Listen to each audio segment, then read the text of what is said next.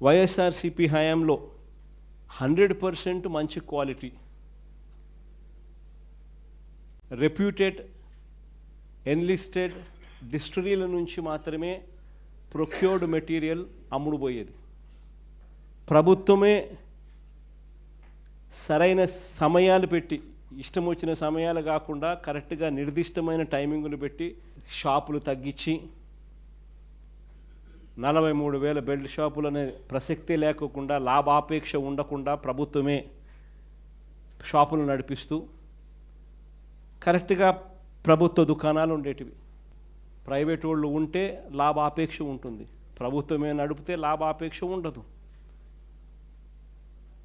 Illegal permit రూములు రద్దు చేసినాం, ప్రతి షాప్ పక్కన ఉండే ఇల్లీగల్ పర్మిట్ రూమ్స్. షాప్స్ దాదాపుగా 1/3 షాప్స్ను తగ్గించేసినాం.